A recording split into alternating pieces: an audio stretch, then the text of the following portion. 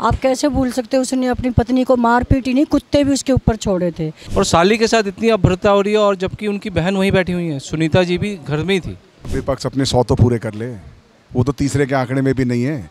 उसका तो जो 0, 1, 0, 0 बाद में आता है वो पहले आ चुका उनका। वो 0, 0 से अब चल रहे हैं, 1, 2, 5, 10, 50, 60 वो वहाँ पे है। नमस्ते, आप देख रहे हैं जार्प मीडिया। मैं हूं आदित्य कौशिक। हम लोग हैं नई दिल्ली के इलाके में। अभी थोड़ी देर पहले जहां हम बैठे हैं फिल वक्त आर्य समाज का मंदिर है, और ये ग्रीन पार्क इलाका है। ग्रीन पार्क इलाका है, नई दिल्ली लोकसभा क्षेत्र है। तो बांसुरी स्वराज जी जो यहाँ से लोकसभा प्रत्याशी हैं भारतीय जनता पार्टी की, वो भी अपनी एक छोटा सा कॉन्वोकेशन सभा टाइप में करके गई हैं। तो कुछ भारतीय जनता पार्टी के लोग हमारे साथ में हैं, जो काडर के लोग हैं, तो उनसे हम लोग बात करने की कोशिश करते हैं और थोड़ा सा नब्ज टटोलने की कोशिश करेंगे। मैम, क्या नाम है आपका? सुमित्रा दहिया, विधानसभा संयोजक, राष्ट्रीय कार्यकारिणी सदस्य। अच्छा, आप पद में हैं पार्टी में। मैम, मैं ये कह रहा था कि अभी जैसे मैम ने भी महिलाओं को लेकर के बात बोली, स्वाति मालीवाल का जो मैटर हुआ है, केजरीवाल जी की पेन उनसे मारपीट की, क्या आप क्या सोचती हैं उसके बारे में? आप देखिए, जो प्रत्याशी हमारे बीच में खड़ा किया हुआ है सोमनाथ, आप कैसे भूल सकते हो, उसने अपनी पत्नी को मार पीटी नहीं, कुत्ते भी उसके ऊपर छोड़े थे। इनकी फितरत ही ये है, ये खालिस्तानी पाकिस्तानी का चेहरा है, अंग्रेज़ों वाली नीति है, फूट डालो राज करो।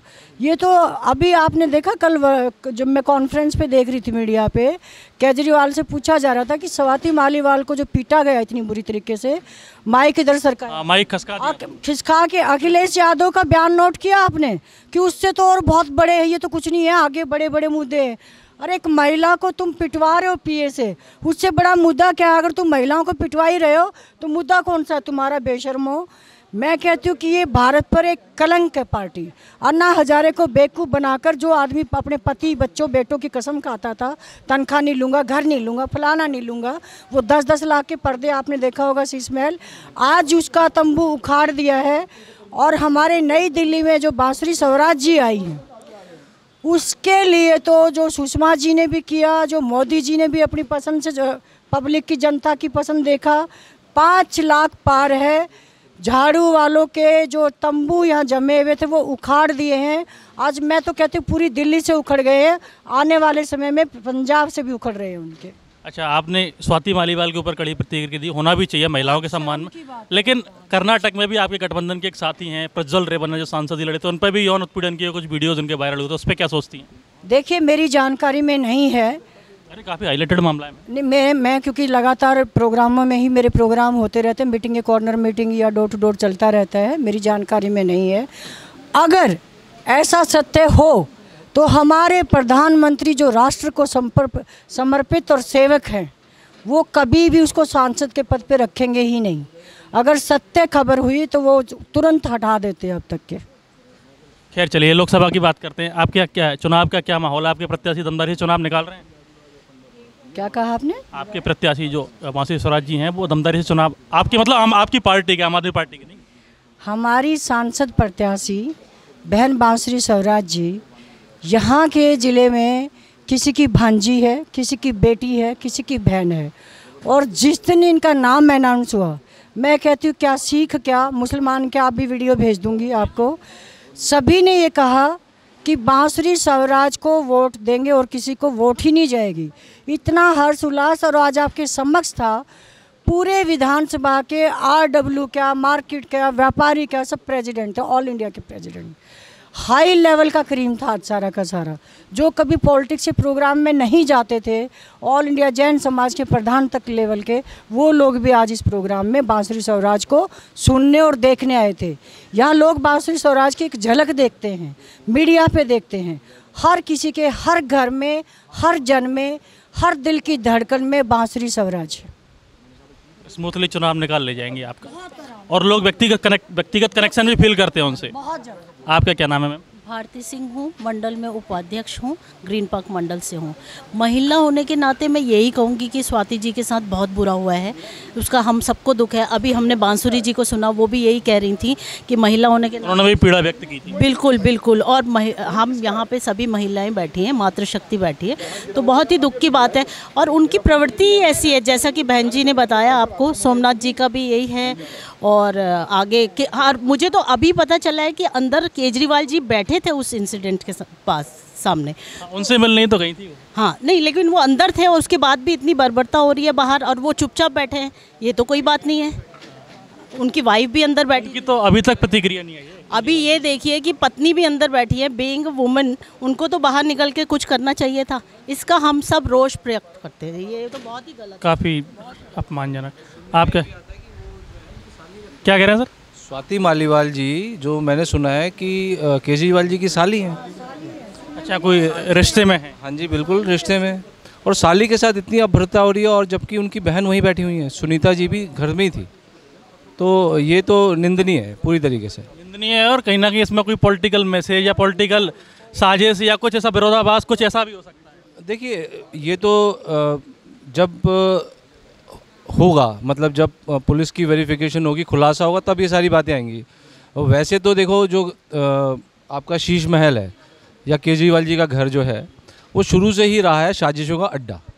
ठीक है, उन्होंने जितनी साजिशें की इस सीट को पाने के लिए, शुरू से लेकर आज तक, चाहे वो थप्पड़ कांड हो, चाहे शाही कांड हो, चाहे और भी कांड हो, कोई भी ऐसा कांड नहीं था जो कि मतलब उन्होंने ना किया हो सत्ता पाने के लिए। और सत्ता पाने के बाद क्या हो, सारे फेस देख चुके हैं वो, सारे बिल्कुल उन्होंने मतलब पूरी तरीके से ना, मतलब सत्ता को कैसे पाया जाए और कैसे उस पर बैठा जाए, कैसे काबिज हुआ जाए उसके ऊपर, और कैसे जनता को बेवकूफ़ बनाया जाए, सबसे पूरी तरह सत्ता लोलुप हैं ये इनके प्रकरण पूरी तरह से। भाई साहब, मैं बताऊं आपको, मैं कृष्णानगर में हूं, वो पानी का वादा करते हैं कि हम पानी फ्री दे रहे हैं। आज तक हमने जितनी बार भी पानी का जो पीने का टीडीएस लेवल है, जितनी बार हमने उसको नापने की कोशिश की या नपवाने की दिल्ली जल बोर्ड से रिक्वेस्ट करके नपवाई, ना तो उसकी कभी रिपोर्ट हमें वापस दी गई, और जब हम खुद उसको नापते हैं टीडीएस मीटर से, तो कभी भी टीडीएस मीटर से उसकी जो गुणवत्ता है वो कई जगह पे तो 700 की आती है, 700 की। 700? हाँ जी, जो कि पीने का पानी जो है वो 100-100 बहुत हार्मफुल है ह्यूमन बॉडी। फिर आप बताइए, अब फ्री में क्या दे रहे हैं? मैं अगर बीमार हो जाऊँ और मैं डॉक्टर के पास जाऊँ और 1000 रुपये उसको फीस दे के आऊँ और अपनी किडनी और लीवर ख़राब कराऊँ, ठीक है, तो मेरे लिए फ्री थोड़े ना है। मैं तो 2 बार डॉक्टर के पास गया और मैंने 1600 रुपये दे दिए। आप सोचो ना, पानी का जो बिल जो 200 रुपये था, 250 रुपये था, वो बचाने के लिए मैं 1600 रुपये डॉक्टर को दे रहा हूँ और किडनी लीवर भी खराब। मतलब पानी तो फ्री दे रहे हैं, लेकिन इसकी क्वालिटी उस तरह की पूरी दिल्ली को पता है, पूरी दिल्ली को पता है कि पानी बिक रहा है। दिल्ली में पानी, बहुत सारे ऐसे इलाके हैं जब कई पानी माफिया तैयार हो गए हैं जो दिल्ली जल बोर्ड के पानी को बेचते हैं। जिसको ये बोलते थे ना कि पानी माफिया को हम हटाएंगे, घर घर टैंकर पहुंचाएंगे और घर घर टोटी से पानी लाएंगे, उसकी गुणवत्ता आप नापिए और फिर बताइए कि क्या हम उस पानी को डिज़र्व करते हैं? क्या मेरी बॉडी जो है वो 700 टीडीएस का पानी पी सकती है, हजम करेगी? 700 टीडीएस का पानी अगर मुझे ठीक करना है ना पीने के लिए, तो भाई साहब कोई एक्वागार्ड भी नहीं बना जो उसे ठीक करे पानी को। बिल्कुल सही कह रहे हैं सर। क्या नाम है आपका? अजय अविनाशी। आप पार्टी में पद पे हैं? नहीं, मैं पार्टी में पद में नहीं, पहले 2 बार प्रदेश का मेंबर रहा हूँ बीजेपी में। राष्ट्रीय कार्यकारिणी? नहीं, राष्ट्रीय नहीं, दिल्ली प्रदेश। दिल्ली कार्यकारिणी। तो सर क्या लग रहा है इस बार ये 400 पार मुकम्मल हो पाएगा? नहीं, ये तो 100% है। 400 से कितना ऊपर जाएगा ये देखने वाली बात है। फाइट तो 400 से ऊपर के लिए हो रही है। फाइट अब 400 से ऊपर के लिए हो रही है। 400 तक तो पहुँच गए। विपक्ष कह रहा है कि 272 आने में भी जोर हो जाएगा। अरे विपक्ष अपने 100 तो पूरे कर ले, वो तो तीसरे के आंकड़े में भी नहीं है।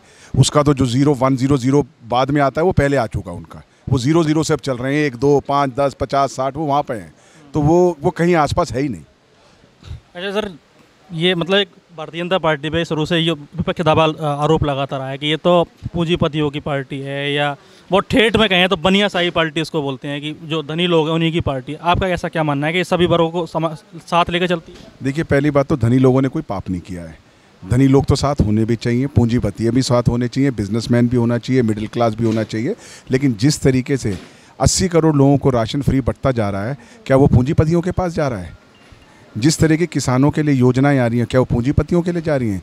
जिस तरह मजदूरों के लिए योजनाएं आ रही हैं, क्या वो पूंजीपतियों के लिए आ रही हैं?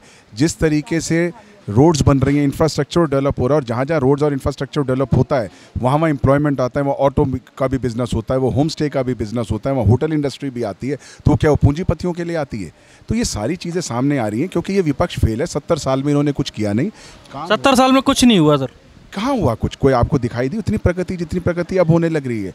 आप जाइए, ये जो सड़कें बनी, IIT बनी, IIM बने, भाखड़ा नागल बना, एम्स बने और जो सारी चीज़ें हुई, ये 70 साल में नहीं हुआ था। अब कितने IIT तब बने और कितने IIT इनके बाद बने? कुछ तो बने थे ना। चलो मान लो कुछ बने थे, लेकिन कुछ से फ़ायदा तो नहीं हुआ ना। कुछ से ज़्यादा पॉपुलेशन तो उतनी बढ़ा दी ना आपने। आज भी आप पॉपुलेशन कंट्रोल के नाम पे चीखना शुरू कर देते हैं। अल्पसंख्यकों का, मुसलमानों को, अल्पसंख्यकों का दुहाइयाँ देनी शुरू कर दें। उनका मज़हब, अरे उनका मज़हब अरब कंट्री में क्यों नहीं है? उनका मज़हब पाकिस्तान में क्यों नहीं है? उनका मज़हब बांग्लादेश में क्यों नहीं है? वहाँ पॉपुलेशन के ऊपर चेक है, हमारे देश में क्यों नहीं है? और एक ही वर्ग पॉपुलेशन बढ़ाता रहेगा, कब तक होगा ये? और पहले, और दूसरी चीज़, एक वर्ग से टारगेट क्या करना? सिंपल है, मुसलमानों का एक वर्ग का। प्रधानमंत्री भी कहते हैं कि ज़्यादा संतान वालों को गहने बांट देंगे, कुछ इस तरह से। नहीं, ज़्यादा संतान वालों को गहने बांट देंगे, ये बात मैंने तो सुनी नहीं, लेकिन वो भी नहीं, उनका मंगलसूत्र वाला बयान तो सुनाओ। सूत्र वाला बयान ये नहीं है कि ज़्यादा उनको बांट देंगे जिनकी ज़्यादा संतान है। उनका मकसद ये है कि जिस तरीके से जो इनकी पॉलिसी, जो इनका मैनिफेस्टो है, उन्होंने उसके बारे में उसको विस्तार से बताया है। उनका मकसद कभी भी ये नहीं था, ना उन्होंने कभी इस बारे में कोई ऐसी बात करी है। इस समय जो है सबसे ज़्यादा ज़रूरत है, अगर गलती से भी कोई भी, मतलब कोई ये दूसरे अगर गलती से सोच भी ले आने के लिए, तो सारा इंफ्रास्ट्रक्चर रुक जाएगा। चूचू के मुरब्बे हैं, ये आपस में अपना प्रधानमंत्री क्या तय, कह रहे हैं? चूचू के मुरब्बे हैं, ये अपना आज तक प्रधानमंत्री तय नहीं कर पा रहे।